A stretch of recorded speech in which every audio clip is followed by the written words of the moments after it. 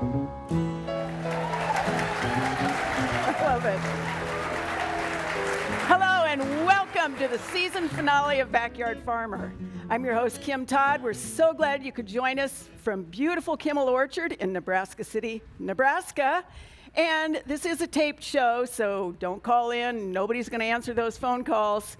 You can still send us emails, but last show of the season, so we might take a little bit of a hiatus if we answer by email. Some of those might get answered on our winter show, so stay tuned to that one. And of course, you can always follow us on all of that good social media stuff, Facebook, Pinterest, YouTube, you name it. They've probably come up with something new in the interim. We always start with samples. You did promise, Jonathan, to not let that out. I promised to try to not let it out. I will hit it. It's the season finale, so you got to go all out. I brought a couple of different autumnal spiders with me today. When I was a kid, I always wanted to be Spider-Man, and this is probably the closest I'll ever get is talking about them on TV. So I brought two of them with me. We've got a barn spider in this blue container here. Barn spiders are orb weavers. We see them next to a lot of different structures outdoors, like sheds and garages and barns. They like light sources. They'll build next to those, and they catch lots of different prey items in there. They have these sort of black and yellow striped legs, an orange body, and you can't see it here, but on the underside of the abdomen, they have some silver dots that shine in the light. And this one is named Charlotte because this is the inspiration spider for the book Charlotte's Web. The barn spider is the one that inspired that author to create that. So a beneficial one that we see a lot right now because they've reached sexual maturity, and they're going to begin mating here soon. In my bigger container, I have a bigger spider. I'm going to try and chase it off of its soil perch over here. Oh. This is a tiger wolf spider, one of the more common wolf spiders that we have here in the area. The wolf spiders as a group are kind of larger spiders, and this one has an orange stripe down the top of its head, and that's how it gets the name tiger wolf spider. It's a little ferocious, as you can see as well. I feel like a lion tamer. They don't bite. That one just came at me and it didn't bite me at all because they know they can't eat us, so they're not worried about wasting their venom on us. They do come indoors in the autumn, so if you don't want them inside, you can catch them with glue traps and things like that. Just set them up in the garage, the basement, or next to the door, and it'll catch them. But they are beneficial. They catch lots of things that you don't really want in your house, and they're kind of cute. This one's name is Tigger. They are not cute, and I'm not a fan. Pure and simple. I'll keep them then. Okay. All right, Bill, what did you bring? It's not moving, right? Not moving, no. Okay. It's not as cool as a spider or two spiders. This is an annual grassy weed that we see this time of year, generally pretty large, and it's very distinctive, kind of the seed head. And it also has a folded vernation, which means if you put it in your fingers and you roll it, you'll feel it kind of go like 1, 2. It doesn't roll like a nice smooth dowel would roll. This is an annual grass. Generally, too, you'll find it kind of sprawled out on the soil, and they'll have this kind of real distinctive red leaf sheath on it. And you might see this grass and say, okay, I want to kill it. It's the fall. This is the time I need to worry about killing these grasses. And yes, it fall is a great time to kill a lot of our lawn weeds, but we need to know what we're trying to kill. This is an annual grass. Controlling this right now is going to be really futile. Most of the products you would use, like Tenacity or Pylex, would not kill this very effectively or acclaim because it's so large and ready to die anyways. That's what's making seed. And so this is that'd be kind of a waste of product because the frost is going to come out and kill it. The perennial weeds, though, like the dandelions and the creeping charlies and a lot of those pests that we just really have a hard time controlling, the fall is a great time to control those. Then we have other weeds that are winter annuals that will start to germinate. And so if we have an issue with winter annuals, like knotweed, we might even consider a pre-emergence application late fall, early winter to help to prevent that weed. So know the weed you're trying to control before you go out there and grab something to spray, because some of these most ugly grasses, their days are numbered. Which I like to hear. Yeah. All right, Dennis, you have a critter and a not critter. Well, yeah, they're both done by critters, but they're not critters. These are two pieces of oak trees. This one, if you look at it, has a 45-degree angle right there, and it's compression cut, and that means a squirrel did it. This one is rounded, and that's from a twig girdler.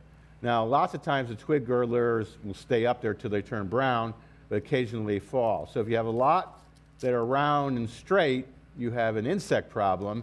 And if you have a lot that are cut off at a 45 compression, then that would be a tree squirrel that's probably going to drop them and catch them. But they usually only get to about half of the ones they drop to build their nest. And I have one thing for Jonathan. I know enough entomology to know that was a male barn spider, and so it's Charlie. Oh, Charlie. Whoops, Good point. Charlotte's Good Web. point. Yeah. All right, thanks, Dennis. Sarah, you plucked your sample from right here at Kimmel Orchard. Yeah, I thought, what better way to get a sample than to come down here to the orchard and see what there would be to talk about. So this is persimmon. And persimmon is a native fruit here in North America. Rather uncommon. Not a lot of people grow persimmon or are familiar with it. But so I wanted to show you. And if for those of you here in the audience tonight, if you want to take a look, the tree is right to the rear right of corner of the pavilion if you want to take a look at it later. We have some nice little hard greenish fruits here. This fruit in the front is approaching maturity. It's much softer and it's got this nice orangey coloration. So this one is getting close to being harvest ready. But ideally you want to let persimmons get a couple of frosts on them because they tend to develop their best flavor and their best sugar content if they have some cold weather. So ideally you'd want to leave these on the trees for a couple more weeks until we have some frost. They tend to be kind of bitter and astringent. So it's a fruit that you have to add a lot of sugar to, like gooseberries or rhubarb. But you can use it in baking. People make jams and jellies out of it. So it's kind of a fun, unusual fruit that is something a little different. And I know Jeff Culbertson makes bread out of Yes, persimmon. Jeff loves to bake with them. Yes, he does. So, all right, guys, excellent. So you get, imagine this, 2 spider ID pictures. Your first one is a marital battle, apparently, which is, they think this is a garden spider. They know it's a good guy. They know it's a good guy. Yeah. It is a type of garden spider. It's not the normal one that we're used to, called the black and yellow garden spider, which has a brighter colored abdomen and is a little larger. This is also a male, as Dennis was mentioning before. Males are smaller, almost universally in the spider world. They are the more diminutive of the 2 genders in the spider world. And they have to be very careful when they approach females because of that, because they can get eaten occasionally. So this one is a good guy. It's looking for a female. This particular species is called the banded or striped orb weaver, and it's kind of the cousin to the black and yellow orb weaver that we're used to. All right, and then your second one is, they've never seen one with this coloration. We don't know where they were from for this one. This is the lady version of what we just saw. So it's, I think, a juvenile based on what I see in the picture here. It's not reached its sexual maturity yet. And that makes sense because the males do that first in the spider world, particularly with these kinds of spiders. And they're kind of waiting around for the females to grow up so that they can mate. The males will die soon thereafter, and the female will lay 1 to 4 egg cases that contain about 1,000 eggs apiece. They will hatch in midwinter with spiderlings inside of them. That's what a baby spider is called, spiderling. Spiderling. Spiderling, it's adorable. And they will stay in there during the winter and kind of huddle together, and next spring they'll come out and they will balloon away and start new webs elsewhere. They are good, though. I promise. I'm believing you, as long as they're over there. Over there, okay, got it. All right, Bill, this is a viewer who is in Humphrey. Okay. And has this particular grass growing in clumps. What is it and how does he kill it? And we see this all the way across the state. Yeah, now. and this is a grass we're really seeing a lot of right now, and unfortunately there's not a lot we can really do for it right now. This is windmill grass or tumble windmill grass. It's very distinctive because when a seed head comes out, it has all these different kind of florets or awns, and they're going to break off at 90-degree angles. And so this is a grass that it's a perennial warm season grass, kind of like nimblewill. And so you control it with products like Pilex or Acclaim. Tenacity has some activity. It's not the best, but it's better than nothing. Or Roundup. It can make a lot of seeds, and as it tumbles along, it can disperse those seeds. A lot of our pre-emergence herbicides, though, will help to prevent that. So if you're worried about this, that your neighbor's got a lot of it, being in a good pre-program would be something to think about. And then, to control this really is when it starts to grow again in the spring or in early summer. So it's going to go through the winter, it's going to deplete all of its carb stores, and that's when you're just going to be weakest. Right now, it's already kind of going dormant, and the control is not going to be very good. All right, thanks, Bill. Okay, Dennis, you have 2 sets of pictures, and oftentimes we get, all right, here's a hole in the ground. Is it a critter? Is it an insect? This one is from Hershey, and they did see a bee. He called it a bee, Jonathan, poke its head out, but he wants assurance that it is a winged thing and not a crawly thing on this one. It is definitely a winged thing. However, something that looks like that, this one I think is a wasp, but there also could be one the same size hole that could be a spider. But Okay. usually the mud around it is compacted more. This one's very fluffy, so I'm going to go with a wasp. Okay. Definitely. And I wasp. agree, some sort Okay, of there we ground go. based So we're wasp, not fighting over this one. Nope. All right. No, so we never fight. No, yeah, no, you're right. we're Okay. friends. So the next one is he wonders if these contain harmful varmints, and the dirt particles are too large to be ants. There's a hole in the yard, no dirt. The hole was dug in the lawn, filled it back in, and now it's there again. But one with the scale or ruler is a vole. Okay. So it's going to eat vegetation. It'll probably eat the roots of some fruit trees in the winter, like apple trees. It can also eat bulbs and things like that. It's not a mole, but a vole with a V. That's the one that would eat the bulbs and cause problems. And an open hole with smoothness around it is that. Now, this one with the nut in front of it definitely looks like a cicada wasp. That's typical cicada wasp. Okay. All right. So one of each instead of one Yep. of 2. Right. All right, Sarah, this is a viewer who has a problem tree, and he's really mostly concerned about the stuff in the hole in the tree, which is that, but the tree health itself is pretty compromised. So what do you think here? So these are the fruiting structures of wood rot fungi. So there is definitely some wood rot in this tree.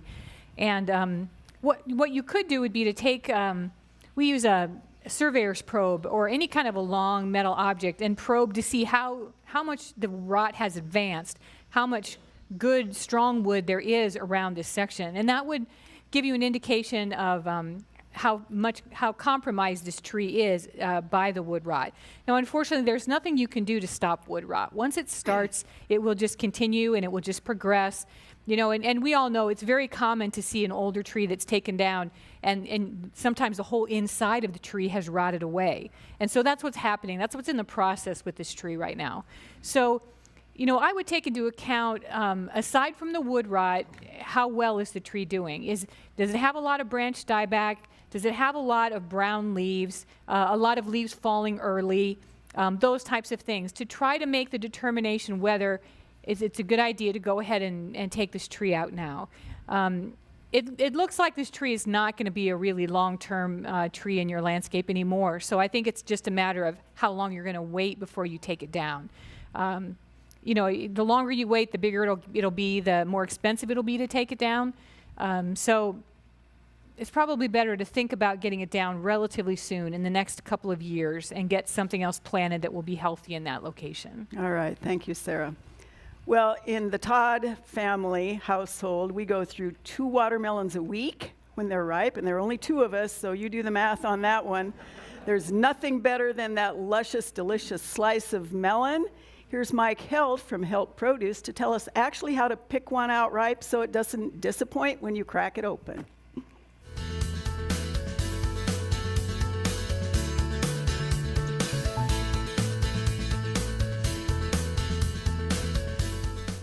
We grow our first ones we put in as a transplant.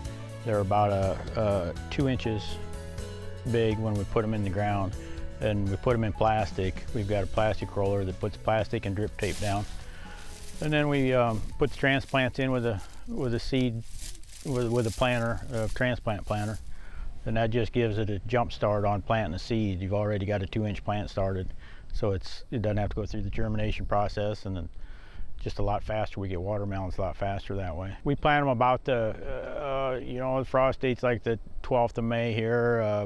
We see the 7-day forecast. We might put them in the 5th of May. We might wait till the 12th, 14th of May, depending on the weather at that time. It's the same as growing anything. Watermelons will grow in good, well-drained ground. They're not good with water. They don't like to be have water pressure at all. They do better when it's dry. On watermelons, if it didn't rain all summer, it would be better, and we just put the water to them that we needed would be perfect. This time of the year when it gets this late, we don't have a lot of picking left, so we kind of let the plant die. We don't use a lot of fungicide, we don't use a lot of chemicals, we just use what we need. But you got to use it in a timely manner. You got to figure out, try and head it off before it gets there. We've picked enough watermelon, but we look at it first. Depending on the variety, it can have a black watermelon, have an orange bottom. Green striped watermelon will get kind of a yellow bottom to it.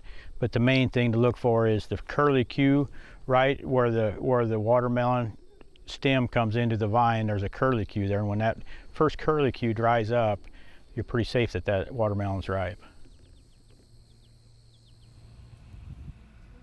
So that creamy, perfect spot on the underside, not too white, not too yellow, and that cool little curlicue, crack open and just stand there and pig out. Pure and simple. Okay, so Jonathan, you have a egg mass on overcup oak, Okay. which was sent to us by Jeff Culbertson. Oh, okay. So he wonders what that is, and then you have a follow-up picture that's a viewer that has a bur oak with some damage. Right on. So the first one is not an egg mass. It's actually a bunch of galls that are all gathered together there. They're called the clustered midrib gall, and the name kind of says it all. Entomologists are not very creative when we name stuff, particularly galls on oak, because there are so many of them on oak. And there's a little wasp inside of there, a baby wasp that's living and eating inside of there. They use their saliva to trick the plant into forming that gall around them so they have somewhere nice to live and to hide away from parasitoids and predators and things like that. Okay, and so the lacy sort of nonsense on the other. That other one, that looked like a Skeleton Iser, an oak Skeleton Iser, which is a caterpillar. It's a very small caterpillar, about 1/5 of an inch, I think. And they turn into a moth that looks like a rolled up newspaper, kind of. And the caterpillar stage feeds on all the green tissue, kind of creates similar damage to a Japanese beetle, but Japanese beetles don't like oak trees, so we know that that's not what did this. It's that little tiny caterpillar. Usually not a big enough issue to spray for, but you have to keep an eye on it. If it's a big mature tree, sometimes they outbreak and cause problems, but usually you can just leave it alone. In the spring, if it's a transplanted tree, if it's new and young, you can try and spray beta-cyfluthrin or cyhalothrin on it to try and kill those off. But there's always something new in the backyard, right? Something like that. There's always something new to do.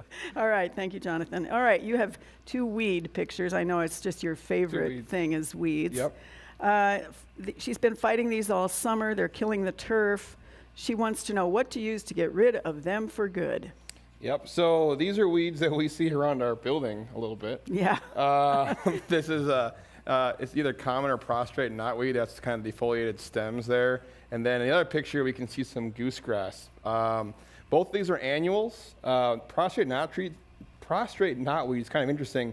It's a summer annual, but it germinates in like February. So you'll see it, there's like the first weed that comes out. So a lot of times when we have our early shows on Backyard Farmer Garden and we need a weed sample, that's the one that's easy for us to find. And so if you actually have a real bad issue with this, both these weeds like wet, compacted soils. And in that second picture, we saw the kind of water even in the back corner of it. And so that would be really indicative of these weeds kind of taking over in a thin grass canopy. And remember, competition is key to keeping these weeds out. For a common knotweed or for prostrate, that actually would go out in November and December. Something like gallery pre-emergence, not something you'd use for crabgrass, would help with that. Otherwise, pull it this time of the year, or you could use something with 2,4-D to kill the prostrate knotweed in the early spring when it's just starting to get going. The goosegrass, that's one, again, most of our pre-emergence herbicides will do an okay job. Something like Ronstar is a little bit better, and 2 applications is usually required to get the season-long control on a 60-day interval. If it does pop up, spray with Pylex or Acclaim when it's really small. All right, thank you, Bill. You have 3 critter pictures. Okay, This is bring 'em on. Madison County, and it's actually, this is one of our entomologists on Backyard Farmer. Says his lovely tree got smashed by something that he thinks is a raccoon. Well, he's thinking right. You can see the claw marks, and it looks like it was in the yard digging up grubs. So he should not have been an entomologist. Right? He should be able to take care of the grubs. So moles don't go after grubs in your lawn. Raccoons do, and so do skunks and a little bit opossums, but mainly this damage is definitely indicative of raccoons. And something probably scared him. I don't know if it was the extension educator coming out, that it thought it can get away by jumping up the small tree and hiding, or it might have been a dog or something else coming in the yard, and it decided to try to get away by climbing a small tree, which when you get a 20-pound raccoon climbing a small tree, the branches are going to break. And that's what happened. All right, so he was right, and fun to know. It was right. Yep. All right, Sarah, this is really a cool question because this viewer found us on YouTube. Okay. And the question is from Fairfax, Virginia. And it happens to be an apple. She said she bought what they thought was a Red Delicious dwarf 25 years ago. Clearly it's not a dwarf. They never get an apple because the squirrels get them, Dennis. It does have some disease issues and some dieback. She's concerned about saving it because her children love it. It's the giving tree in their house. Okay, yeah. Well, Kim, this tree has apple scab, and it's Red Delicious, unfortunately, is very susceptible to apple scab. And apple scab and cedar apple rust are the two most common fungal diseases that we see on fruit trees. So, you look at those leaves and all those little dark spots, that's where, the infection of the apple scab occurred.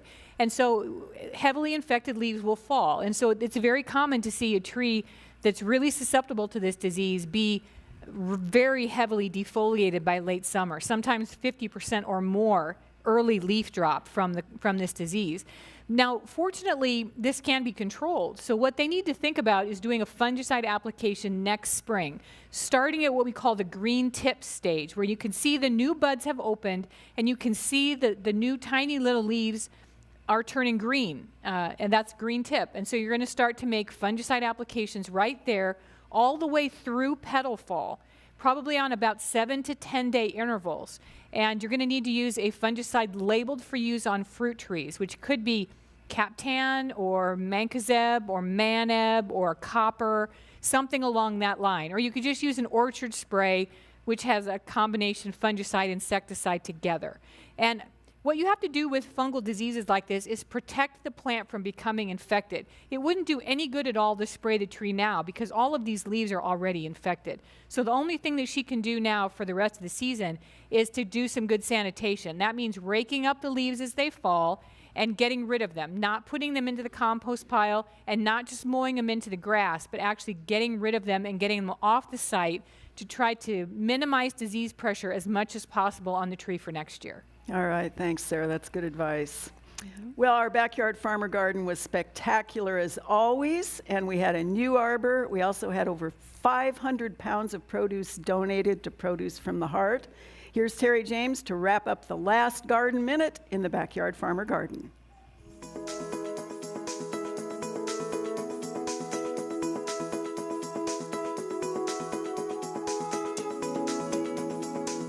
This year in the Backyard Farmer Garden, we started off early. We started in February and March with our mini high tunnels on our raised beds.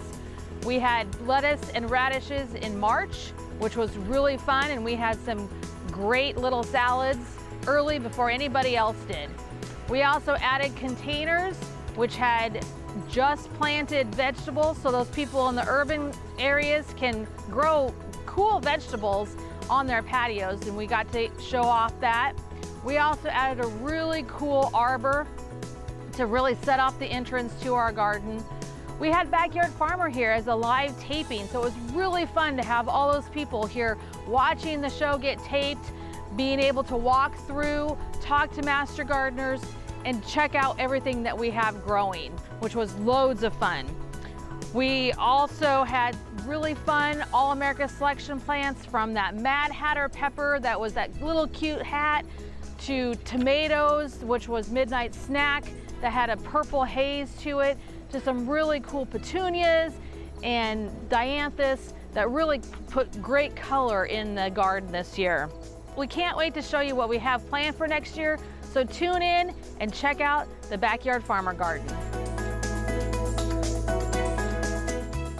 You know, stay tuned as well, because later on in the show, we are going to show you that really great 5-month time lapse in 3 minutes worth of garden growth in that backyard farmer garden.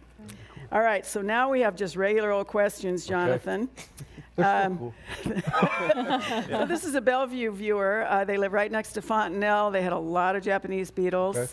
They have basil in planters on the deck and the balcony. All right. They want to know if they can do a soil drench or replace the soil to get rid of the grub stage of the Japanese beetles in the planter so they don't attack the basil next year. Okay, so the good news is that there probably aren't any grubs in your planters. They feed on the roots of turf grass, so unless you switch from basil to Kentucky bluegrass in the planters, you probably don't have much to worry about there.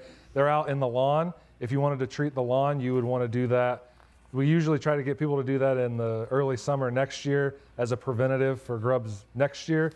If they're there right now and you don't see any damage currently, like big brown patches of dead turf, then there's not a whole lot of need to treat. They're under the damaging threshold, but you could treat next year. As far as your plants are concerned and your planters, I wouldn't worry about grubs inside of those containers.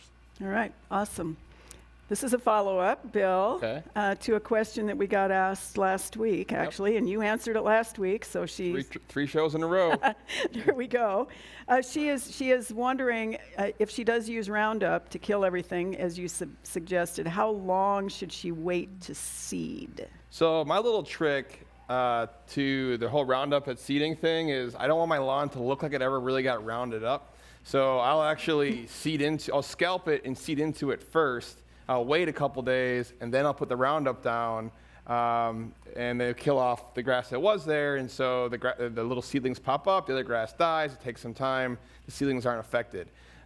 If, though, it's really weedy, and you want to make sure you've got everything out of there, then you'd want to do one application of Roundup, and then just wait a week or two to see if everything is dead, and then seed into it with a second application of Roundup to really make sure that you've really got some of those tough to control weeds. So you're starting from a clean slate. So that would be kind of my suggestions for how to deal with the Roundup in the fall seeding. And making sure you get that good seed to soil contact is really important too. All right, excellent. Thanks, Bill. Okay, Dennis, it's bats in the belfry time. This a personal thing? Yeah. Only they're under the alcove of front doors and roosting up in there. And a number of viewers sent us that question. So Okay. what do we do about that? Well, this time of year, it's usually a feeding area. They're not really nesting in this alcove. There's two things. You can use monophilic, like bird netting, the real thin black plastic netting with 1-inch holes, and staple it around so they can't fly up and get food. They're attracted to moths, and the moths are probably attracted to light. So preventing any light in that area, whether it's light coming from the windows, so you have to kind of stop the light with curtains from coming out, or if you have a porch light, use one of the lights, like they call them bug lights, that don't attract moths and insects. They're there just to feed. They're not nesting in that area this time of year. So what you want to do is stop them from having food, and they'll go to another location. And they'll be leaving as soon as we get a hard frost anyway. All right, excellent. Thanks, Dennis. This is a Nemaha County viewer, lives in Brock, whoever gave us this one. Thank you very much. Sarah, it's honeybush honeysuckle with beautiful scarlet and cream flowers, seeing hummingbirds and so forth around the fruits, but can it be pruned because the tag said 2x4 and it didn't read the tag? It's a lot bigger than that. It got much bigger. Huh? Yeah. So, and it would be when to prune, probably. Yeah. Honeysuckle blooms primarily on the old wood. So what I would probably tell you is I would go ahead and let it bloom in the spring and then go ahead and prune it at that time. Now, that's not to say that you can't prune it now. You won't kill the plant if you prune it now, but you'll probably be sacrificing some of the early blooms early in the season. So just keep that in mind. If it's really important that you get it pruned now and that you get the shape down to the size that you're looking for, then go ahead and do it. Again, the plant won't die, it won't be that badly affected, but you will lose some flowering. So just keep that in mind. All right.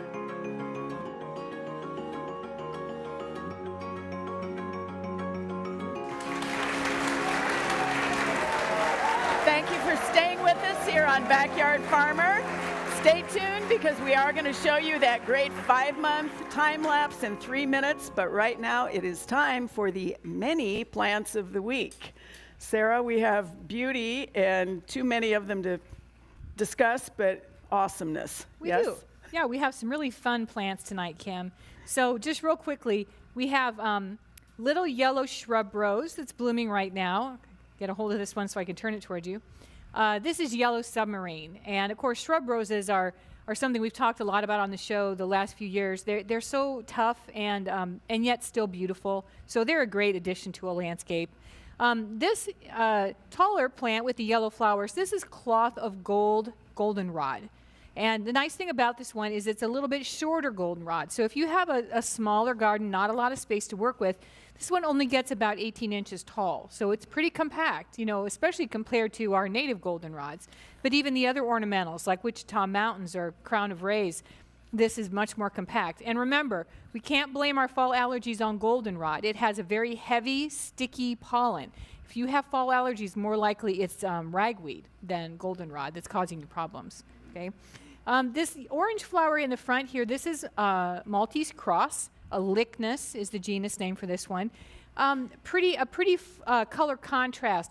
We have a lot of yellow flowers in the fall, all the sunflowers and the daisies and things like that. When you get something that gives you a little bit a different color hue, it can be a nice addition to a fall landscape. This one does well in partial shade to full sun. Gets about 18 to 24 inches tall, blooms from midsummer to frost. So this is Maltese cross, okay? Then the last plant to show you tonight here is hops, okay? These are hops right here. There's a lot of interest in Nebraska in hops now for commercial production, and we've had some videos on that this season. There are also ornamental cultivars of hops, and the ornamental cultivars will oftentimes have more maroon-colored modified leaves on the hops themselves that give you a little more color contrast in the garden. Hops grow really fast. They grow, you know, up to 18 feet in a season. So if you're looking for something for kind of a quick cover, ornamental cover on a trellis or a pergola or a fence, you know, hops might be something that would be fun to try. And hops is the International Herb of the Year for 2018. So you'll probably be hearing more about hops coming up next year. Okay. Excellent. Thanks, Sarah. And I happen to be a beer girl, as most of you know, so I'm always happy to see the hops. Okay, Jonathan, so you have a couple of What Is This Visitor? Okie doke. And the first one, stopped by in Omaha, kind of a flat, sort of a grayish, mothy thing. What is it? It's the dejected underwing, which is a really sort of tragic name, I think. Underwings as a group, they usually have sort of a mottled appearance on the top that helps them to blend in and be camouflaged. And then the underwings, the back wings, are usually brightly colored red, orange, pink, that kind of thing. But this one has black underwings. And so I think that maybe that's why I got the name dejected underwing. But they feed on oaks and hickories. They're not a pest. I thought you made that up. No. Okay, and your second one is from the same viewer. Okay. He thought it was a robber fly. Yes, it is a robber fly. So robber flies, really important predators out in the landscape. They feed on lots of different things, Japanese beetles, bees occasionally, other flies. They're really fast. They have sort of a tubular body that makes them look a little bit like a dragonfly with a beard on the front. So I would be a robber fly if I were some sort of fly. And they're just really fast predators with big eyes. So we like to see those out and about. Definitely helpful. All right, excellent. Thank you, Jonathan. All right, Bill, this is actually, I think, an Omaha viewer. Has an entire weed taking over his turf. From a distance, it looked a little like Creeping Charlie, but it's a little bit not. closer at it, and if you look, you'll see some little red fruit. This is wild strawberry, and it's just crawling over the yard. It can be a weed that we deal with occasionally. Luckily, it's not very difficult to control with a lot of our combination types of herbicides. So if you're really unhappy with it and you need it to be lawn, that would be one way of controlling this weed. I guess we can call it a weed in this situation, right? I mean, my neighbors have a bunch, and they like it there. But that's what I would think about for control on that guy. So. All right, excellent. Thank you, Bill. Critter. So this is a great viewer who sent us this picture in June. Wow, no wonder why it's what it is. No wonder. And they know what it is, but what is it and what does it turn into and what are those things in its nest? Well, those things are dead pieces because this is a turkey vulture babies. And don't they look so cute? And then when they get older, I think they look cute. But they're kind of the recyclers of the community. And so when they're young, they're in the nest, and mom and dad bring them pieces of roadkill. You know, they run out and someone grilled it for them with their car, and Jeez. they pick it up and they bring the pieces into the nest, and could be grilled mice pieces or anything else. And so little tiny baby turkey vultures. All right, thank you, Dennis. You always have to add like a twist. Yeah, there's always a twist. All right, Sarah, this is a Juniata viewer. And they have a lot of different cone flowers, including sombrero and some of the newer ones. And they're seeing some really unusual characteristics in some of the cultivars. What do we think this is? One thing, two things? So you might look at these flowers and think aster yellows. We've talked a lot about aster yellows in ornamentals in the past. But since the deformity of these flowers is just limited to the cone, the central cone portion, there aren't any deformities in the leaves or the stems themselves, and the petals of the flowers are not deformed. Those are shaped the way they should be. This is not actually aster yellows. This is actually a mite that is attacking the cone flowers. And so I'm going to throw it over to Jonathan to talk about this little mite. So eriophyid mites, they're microscopic banana-shaped mites that get into flowers all over the place. They like ashes as well, a different kind of eriophyid mite. They're the ones that cause the ash flower gall mite. And so yeah, they just get in there and they feed, and they're in there in a group, and it causes that elongation and that sort of almost looks like a horror show kind of thing in the middle of the flower there. So you can't see them, but they're in there causing lots of problems. Right. Not So as far as control goes, I guess what I would say to the viewer is just go ahead and deadhead those individual flowers and get them out of your garden. And hopefully not all of the flowers have the mites in them, because you can see some of the flowers do seem to be developing normally. So I would just deadhead the ones that have those misshapen cones and get rid of them. And hopefully that'll be enough to control it, because since those mites are so far down into that bloom head, it's really, really hard to get insecticides to them. So I honestly, I wouldn't even try it. All right, thanks, Sarah and Jonathan. Okay, so we're going to keep going with picture questions. This is a Nebraska City viewer, meteor cherries, and notice discoloration on the leaves. Okay. Wonders, is it an egg, insect eggs? Is it a fungus? There's also splits in the trunk. Okay. What do we have going on here? When I looked close at that picture, I did see some insect eggs on the twig and on the leaf. It's really tough to do insect egg identification. I'd have to raise it up from infancy all the way to adulthood really to tell you what it is. But my guess would be maybe a stink bug egg mass. It could be cankerworm egg mass. But I don't think that they're the cause of the problems that we see in this image. Would you agree, Sarah? Yeah, I do. I think we have some disease problems going on. Unfortunately, fruit trees are prone to a lot of different disease problems. In the picture with the yellow leaves, that's cherry leaf spot, the most common disease that we see on cherries. And it's a defoliating disease, just like the apple scab that we talked about earlier. The pictures that are showing the damage on the stems and the trunk, especially where you have that sap leaking out, we call that gummosis. Most likely we've got a canker disease going on here, where you've had fungus infect a wound site. Could have been a hail damage, could have been an insect feeding site.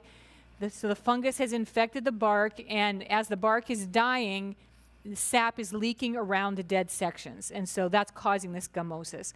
The cherry leaf spot can be controlled with fungicide applications early in the season. The canker cannot be controlled with fungicide applications. So we either prune it out if it's on a secondary branch, or if it's on the main trunk, we try to increase the health and vigor of the tree enough that the tree itself can wall off the canker and keep it from spreading. And so what do we do to increase tree vigor? We make sure we water during dry periods, we mulch around the base of the tree, we prevent the tree from being attacked by other insects, and we do good pruning. And so those would be the things I would focus on. Good, and I'm glad you answered that gummosis one, because we had a Norfolk viewer and another one say, what is this globby? Right. Globby goo. And if it was full of insect frass, then we might think it was an insect problem, but I didn't see any of that in those pictures there. Right. That's some nice teamwork with us there. Definitely. Thanks, guys. Okay, so Phil, this is also a Humphrey viewer. They have a grass spreading from sidewalk edges uniformly out into the bluegrass. limey green with a blade about 1/4 of an inch wide. So wants to know what this one is and how does it get killed? Yeah, this is a tough one, and I feel bad if you have this weed going into your yard. It's easy to identify because it grows a lot faster than the bluegrass and has that lime green color. And if you look really closely at it, you can roll it through your fingers and you'll roll and you'll feel that it's round. And right where the leaf meets the stem, you'll see it looks like fingers, and these fingers will wrap around that stem. Those are called auricles, and it has long clasping auricles. This is quackgrass. It is a rhizomatous perennial grass. So it's got underground stems that are going to spread through that grass, like Kentucky bluegrass has those same types of stems that help it fill in when you take a divot out of it, playing soccer or something. So it's going to spread, and unfortunately, it's so much like our lawn grasses that we can't really selectively control it. We're really limited to non-selective control, and hope that you've killed it all. That's where multiple Roundup applications might be appropriate. So you actually try to get it to regrow and kill it again from those rhizomes, and then you need a seed or sod. So it's a real challenge to control this particular weed. All right, thank you, Bill.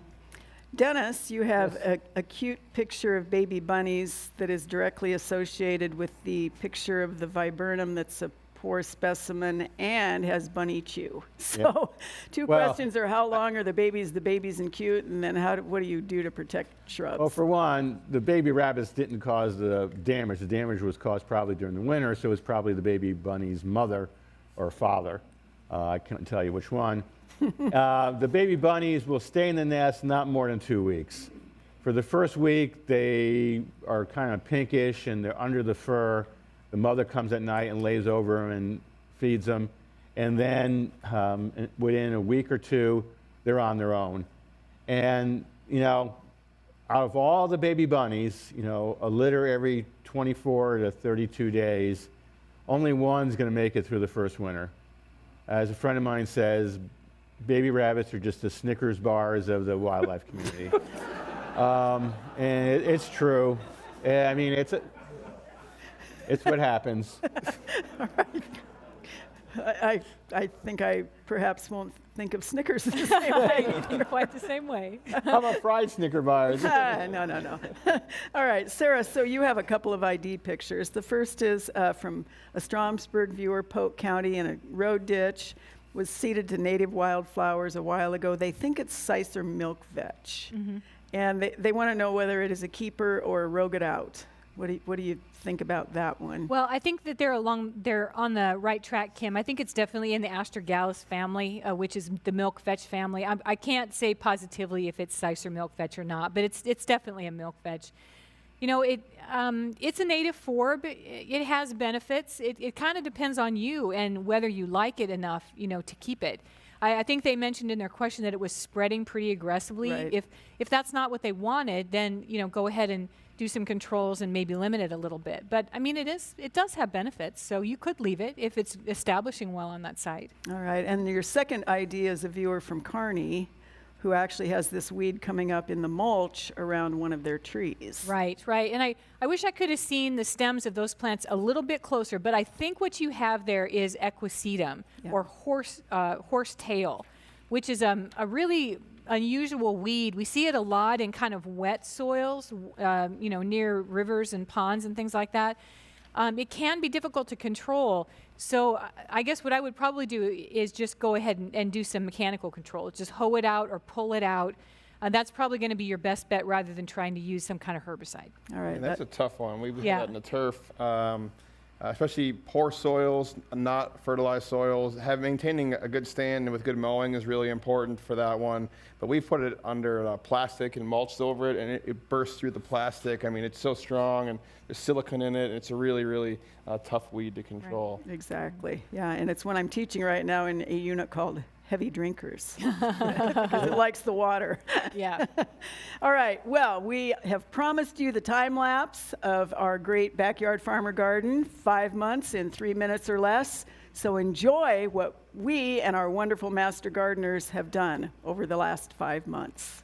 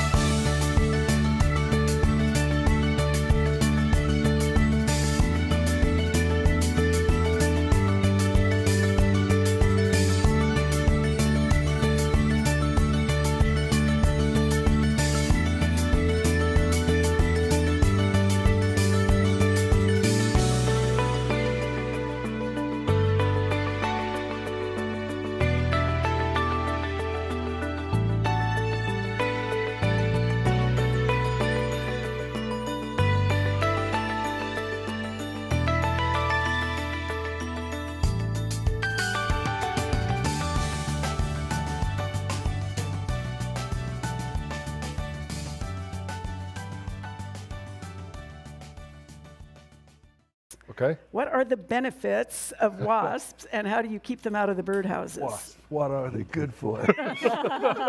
I went straight there too. Wasps are great beneficial predators and occasional pollinators. We really do like to have them in the environment. I know they sting us sometimes, but that's when we intrude into their homes usually. But they really do eat lots of caterpillars. If you don't like spiders like Kim, you like wasps because they either sting them and paralyze them and lay their eggs in them, or they chop them up and feed them to their young.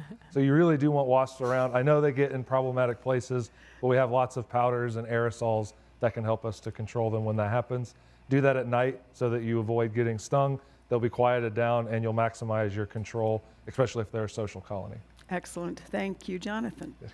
All right, so this is a Sandhills question, actually, Bill. Okay. This viewer planted buckwheat on the graves instead of grass seed. She doesn't say why, Okay. but she does say, should she expect the buckwheat to come back up next year or not? Probably not.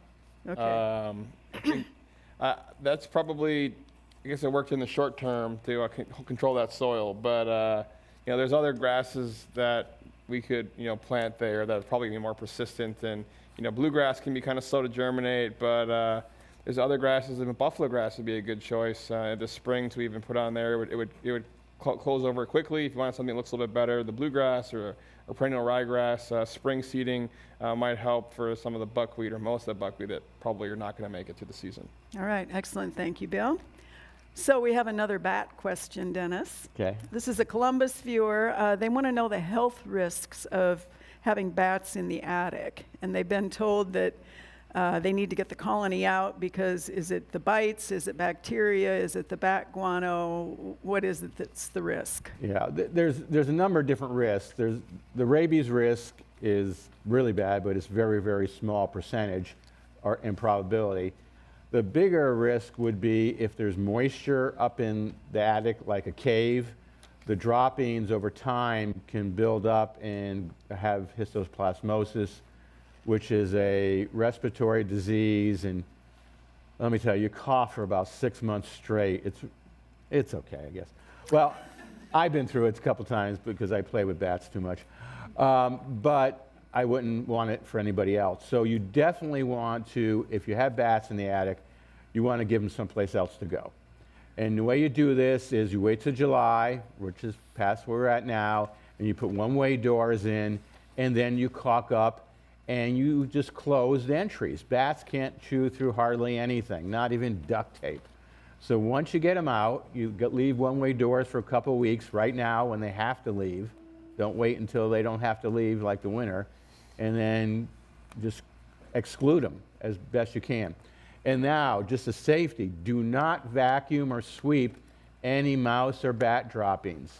Always wet it down and pick it up wet. Never sweep mouse droppings or vacuum mouse droppings or bat droppings. That's how the fungus becomes aerosol and you breathe it in. So the cue is never clean up any rodent droppings or bat droppings dry. Always wet it down with a disinfectant and then sponge it up or whatever with proper protection. All right, excellent. Thank you, Dennis. So this is a Falls City viewer, Sarah, excuse me, and they had a couple of volunteer tomatoes come up in the alley, and one was a cherry, and then one was this cool intermediate between a cherry and a big honkin' tomato. Uh-huh. And what they're wondering is if they save the seed from the one in the middle, will that produce the same thing next year? Well, probably not identical plants. I mean, when you get seed cross-pollination, you get genetic recombination. And so the transplants that you grow from that seed, some of them may look like this one that you liked from this summer, but others may be very different. So it's a little bit of it's just luck of the draw, what you happen to get after you do a cross-pollination like that. All right, awesome. Okay, so this is a Shenandoah, Iowa viewer, Okay. Jonathan. They saw a cicada killer wasp capture a cicada, Cool. but it didn't drag it into its underground burrow. Uh-huh. It flew it up a tree. It flew it up a tree? What carried it across, flew it up a tree. Huh. She lost track of it at about 12 feet up. Well, I do know, I've read before online that sometimes they'll get up into a tree and they will sort of catapult themselves from the tree towards their home. So maybe that's what it was trying to do. It was trying to fly up into the tree and sort of launch itself closer to home, because it is a hard job to drag that all the way back to the nest. But that'd be my best guess about what you witnessed out there in the wide, wide She world. should have had a video on that one. That would have been amazing. I would have watched it twice. Okay, Bill, so you have a Japanese Stiltgrass Yeah. question. This is from a Bellevue viewer. This Stiltgrass is growing out of the adjacent forested areas.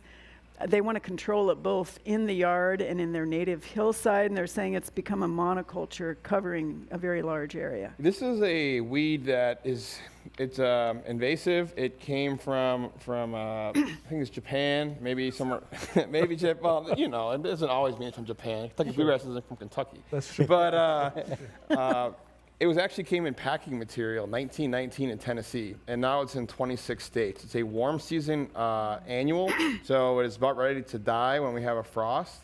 And so I'm thinking that maybe there may be a pre out there. There's a lot of information, and we're just maybe now seeing it into Nebraska, or not to the levels that we see in, say, Tennessee or other places. And so I don't want to recommend a chemical option, but it is an invasive, so controlling it should be a priority for you next year. And when you see it coming out, pulling it out or trying to kill it, just doing a little bit more research on how you should control it. But if you are seeing this weed, it's something you want to kind of get after. All right, thank you, Bill. And on that note, that is all the time we have for Backyard Farmer this season.